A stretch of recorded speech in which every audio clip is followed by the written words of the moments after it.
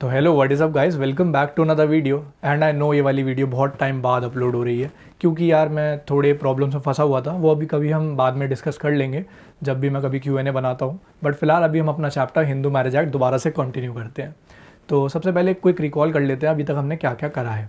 तो सबसे पहले हमने समझा हिंदू कौन है। उसके बाद हमने ये देखा कि ये वाला जो एक्ट है वो किन किन लोगों के ऊपर एप्लीकेबल है। उसके बाद हमने कुछ शब्दों की डेफिनेशंस देखी जो कि थ्रू आउट इस एक्ट के अंदर यूज़ होने वाले हैं। उसके बाद हमने ओवरराइडिंग इफेक्ट को समझा, जिसका मतलब ये था कि इस वाले एक्ट के आने के बाद पुराने कौन से ऐसे कस्टम एंड यूजेस थे, कौन से ऐसे लॉस थे जिनका यूज़ अब नहीं किया जाता है और उसकी जगह ये वाला एक्ट यूज़ किया जाता है। और अब हम बात करने वाले हैं section 5 of Hindu marriage act के बारे में।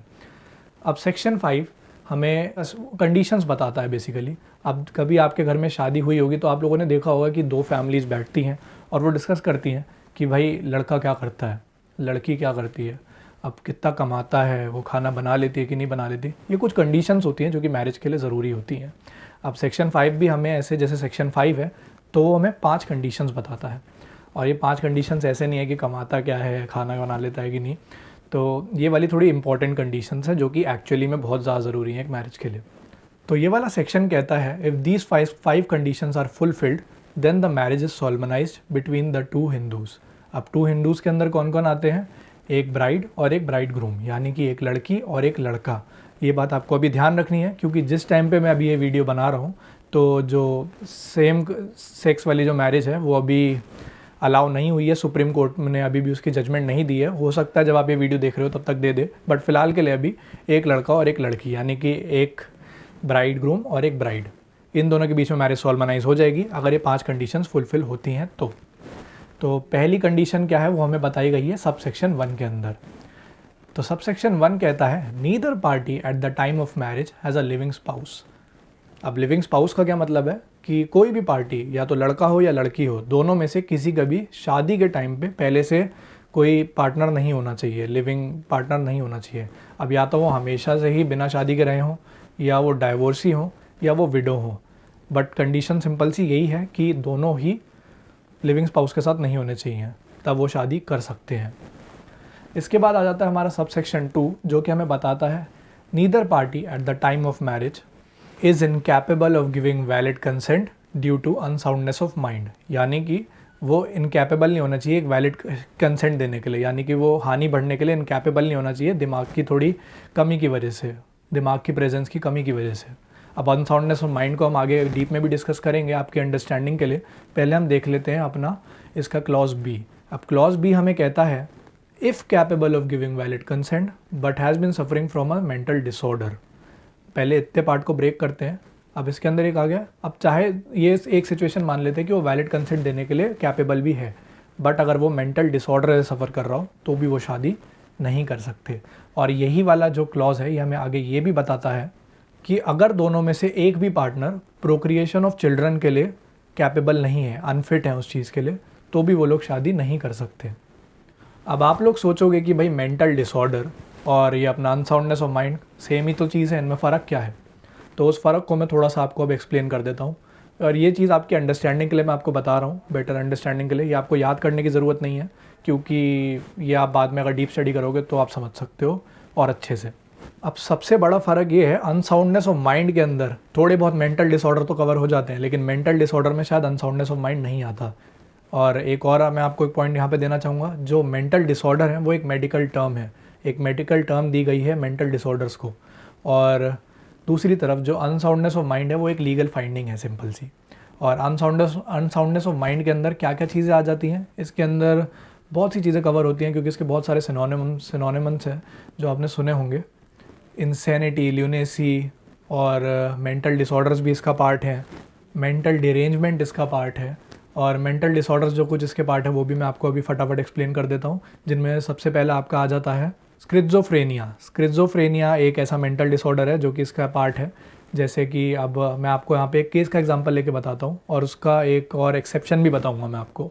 सबसे पहला जो स्किज़ोफ्रेनिया का हम यहाँ पे केस डिस्कस करेंगे वो है प्रणब कुमार घोष वर्सेस कृष्णा घोष। इसके अंदर ये फाइंडिंग हुई थी जो स्किज़ोफ्रेनिक्स होते हैं वो कंप्लीट ल्यूनेटिक्स होते हैं और इन दोनों की शादी इसी बेसिस पे कंप्लीटली वॉइड घोषित कर दी गई थी। और दूसरी तरफ एक और केस आ जाता है इसके डिफेंस के अंदर, गुरनाम सिंह वजिष्ठ चंद कौर, इसके अंदर ये फाइंड करा गया था कि जो स्किज़ोफ्रेनिक्स होते हैं वो कंप्लीट लूनेटिक्स नहीं होते हैं, और उस जो पुराने केस की बात थी उसको कम्प्लीटली नलीफाई करा गया था।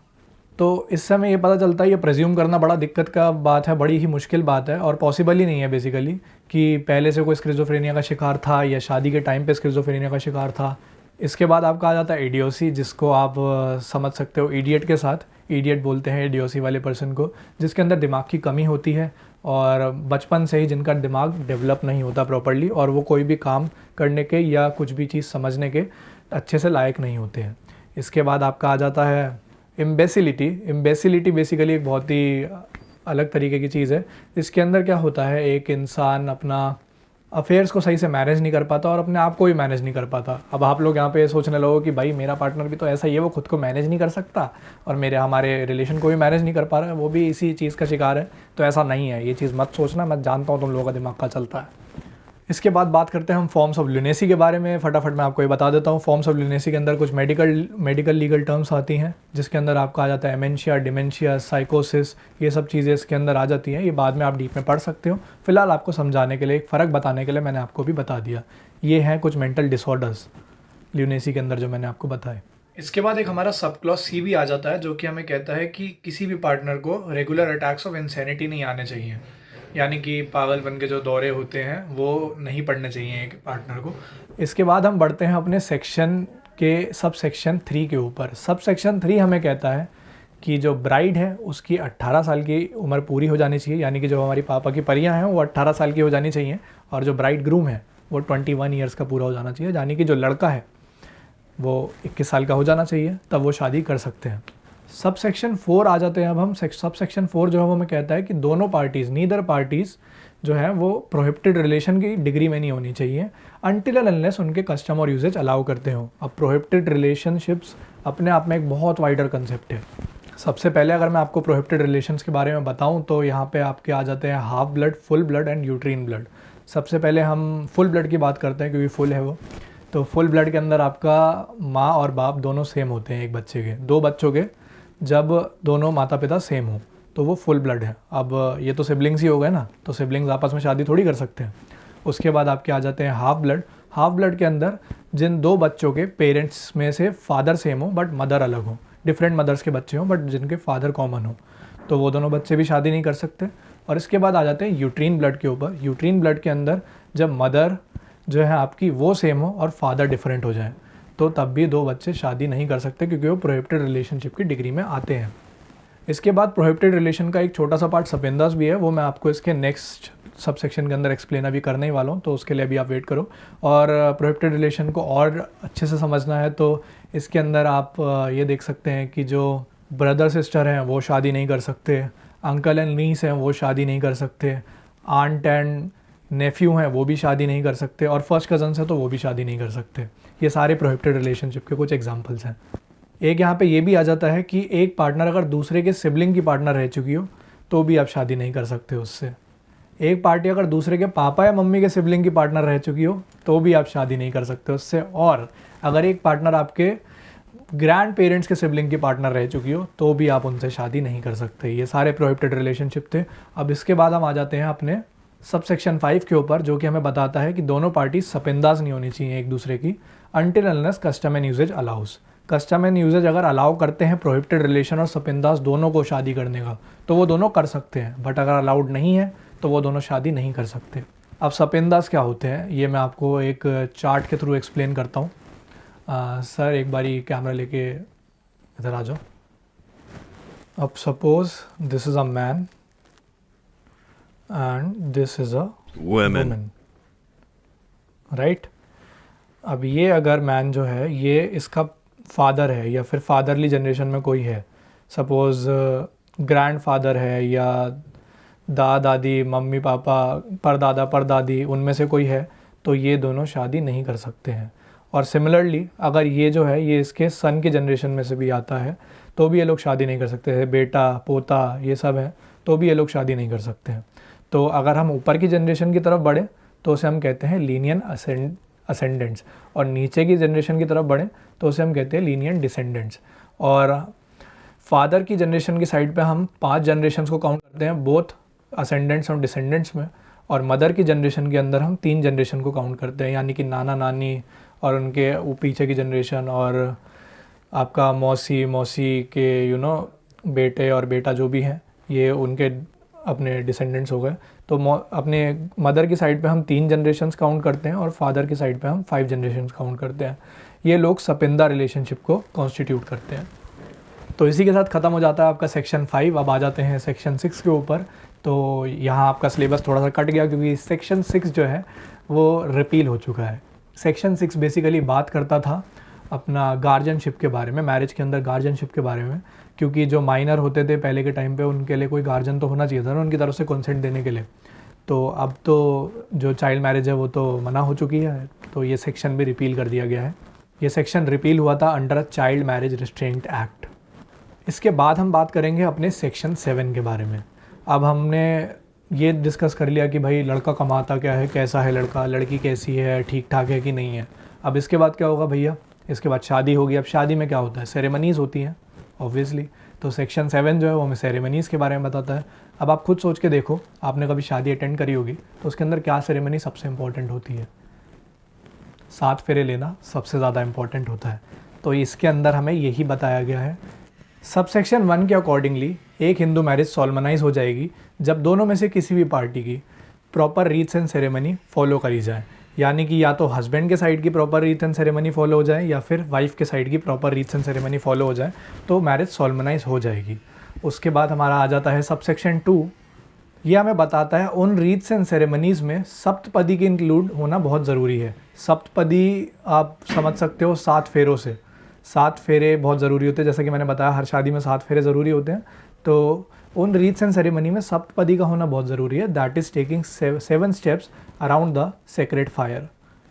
और जैसे ही 7वां स्टेप पूरा हो जाएगा वहाँ मैरिज सॉल्मनाइज हो जाएगी। तो आपके पास लास्ट ऑप्शन जो बचता है बचने का वो 6ठे स्टेप के बाद बचता है। अगर आपने 7वां पूरा कर लिया तो आप फंस चुके हो। इसके बाद हम चलते हैं अपने अगले सेक्शन की तरफ, जो कि है सेक्शन 8, जो कि हमें बताता है मैरिज के रजिस्ट्रेशन के बारे में। अब चलो, शादी की डिस्कशन भी हो गई, शादी कर भी ली, अब क्या आगे? अब उसके बाद शादी को रजिस्टर भी तो करना पड़ेगा ना, क्योंकि भाई मैरिज का सबूत भी तो होना चाहिए कि मैरिज हुई है कि नहीं। अब आप में से कोई आके बोल दे कि भाई हम दोनों शादीशुदा हैं, तो कोई कैसे मान लेगा? उसका कोई सबूत भी तो होना चाहिए। तो उसके लिए हमें रजिस्ट्रेशन करानी ज़रूरी है, और वही हमें सेक्शन 8 के अंदर बताया गया है। और उसी सबूत के लिए इस सेक्शन के अंदर सबसेक्शन 1 के अंदर ये कहा गया है कि स्टेट गवर्नमेंट को ऐसे रूल्स बनाने चाहिए जो कि बताएं लोगों को कि उनको कुछ जो पर्टिकुलर्स हैं वो रजिस्टर कराने ज़रूरी हैं मैरिज रजिस्ट्रार के अंदर, जो कि प्रेस्क्राइब हो मैरिज रजिस्ट्रार के अंदर। उन्हें वो डॉक्यूमेंट्स मतलब लाने ज़रूरी हैं और रजिस्टर कराने ज़रूरी हैं हिंदू मैरिज रजिस्ट्रार में रखने के लिए। अब इसके सबसेक्शन 2 के अंदर बताया गया है कि अगर स्टेट गवर्नमेंट को ये लगता है कि ये कंपलसरी होना चाहिए, अभी पहले के अंदर हमने बात करी ऐसे रूल्स बनने चाहिए, क्योंकि यहाँ पे हमको एक चीज़ समझनी पड़ेगी। आप जब भी कभी कोई भी सेक्शन पढ़ोगे उसके अंदर 2 शब्द होंगे, मे और शेल। जहाँ पे मे आ जाता है वहाँ पे हम बात करते हैं मतलब वो चीज़ करनी चाहिए, और जहाँ पे शेल आ जाता है मतलब वो चीज़ करनी ही चाहिए, वो करनी ही पड़ेगी आपको। तो यहाँ पे अभी हम मे की बात कर रहे हैं, और ऊपर भी हम मे की बात कर रहे थे कि अगर वो कर सकते हैं, और यहाँ पे भी हम ये बात करेंगे अगर उनको ये लगता है कि ये चीज़ कंपलसरी होनी चाहिए तो वो इस चीज़ को कंपलसरी भी कर सकते हैं, और किसी पर्टिकुलर पार्ट ऑफ स्टेट के अंदर भी कंपलसरी कर सकते हैं, पूरे स्टेट में भी कंपलसरी कर सकते हैं, और चाहे तो किसी पर्टिकुलर कंडीशन के ऊपर भी कंपलसरी कर सकते हैं। फॉर एग्जांपल के लिए दिल्ली के अंदर साउथ दिल्ली में इस पर्टिकुलर XYZ रिलीजन की मैरिज रजिस्टर होना ज़रूरी है, या फिर दिल्ली के साउथ दिल्ली के अंदर सभी लोगों की मैरिज होना रजिस्टर होना ज़रूरी है, या फिर दिल्ली में ही सबकी मैरिज रजिस्टर होना ज़रूरी है। तो वो चाहे तो अपने हिसाब से कैसे भी रूल सेट कर सकते हैं। और अगर कोई समझदार आदमी ऐसा निकलता है जो कि इन रूल्स को कंपलसरी होने के बाद भी फॉलो नहीं करता, तो उसके ऊपर स्टेट गवर्नमेंट 25 रुपये का फ़ाइन इम्पोज कर सकती है, मैक्सिमम 25 रुपये का। यही इसके अंदर लिखा हुआ, मैं क्या कर सकता हूँ, 25 रुपये तो खैर कोई भी दे देगा। सबसेक्शन 3 हमें बताता है इस सेक्शन के बेसिस पे जो भी रूल्स बनाए जाएंगे स्टेट गवर्नमेंट द्वारा वो जल्द से जल्द लेजिस्लेचर के अंडर ले आने चाहिए। इसके बाद हम आ जाते हैं अपने सबसेक्शन 4 के ऊपर, जो कि हमें बताता है जो हिंदू मैरिज रजिस्ट्रार है वो हर रीज़नेबल टाइम पे, मतलब जब भी उसका खुलने का रीज़नेबल टाइम होगा उस टाइम पे वो अवेलेबल रहना चाहिए, और जो भी इंफॉर्मेशन वहाँ पे स्टोर्ड होगी वो एडमिसेबल रहेगी आगे इंस्पेक्शन के लिए भी, और अगर आप आगे चल के कोई भी कहीं प्रेजेंट करना चाहते हो वो एक एडमिसेबल इन्फॉर्मेशन रहेगी। और वो इन्फॉर्मेशन आपको प्रोवाइड कौन करेगा? वो आपको रजिस्ट्रार प्रोवाइड करेगा, जब आप उसे प्रॉपर एप्लीकेशन फ़ीस उसकी दे दोगे, जो भी होगी उसकी एप्लीकेशन फ़ीस जब आप उसे दे दोगे तो आपको डॉक्यूमेंट्स प्रोवाइड कराए जाएंगे। अब इसके बाद हम बात करेंगे सबसेक्शन 5 के बारे में, और सबसेक्शन 5 हमें ये कहता है कि अगर कोई भी एंट्री में ओमिशन हो गई हो, यानी कि कोई एंट्री छूट गई हो मैरिज रजिस्ट्रार के अंदर, तो उससे मैरिज के ऊपर कोई इफ़ेक्ट नहीं पड़ेगा। So that is it for today guys. आज हमने 3 सेक्शन कवर करे और इसके बाद हम आगे वाले सेक्शंस के ऊपर बढ़ेंगे। एंड आई विल ट्राई कि अब वीडियो रेगुलर आती रहे, और आपके जो भी डाउट्स हो इसके बारे में, जो भी आज हमने पढ़ा उसके बारे में आपके जो भी डाउट्स हो आप नीचे कमेंट सेक्शन में मुझसे पूछ सकते हैं। आई विल ट्राई कि मैं आपको जल्द से जल्द रिप्लाई दे सकूँ। बाकी अगर वीडियो अच्छी लगी तो लाइक कर देना और सब्सक्राइब कर देना इस चैनल को, क्योंकि हमें प्लीज़ बहुत जल्दी फास्ट ग्रोथ की ज़रूरत है। सो मैं मिलता हूँ आपसे नेक्स्ट वीडियो में, तब तक के लिए गुड बाय।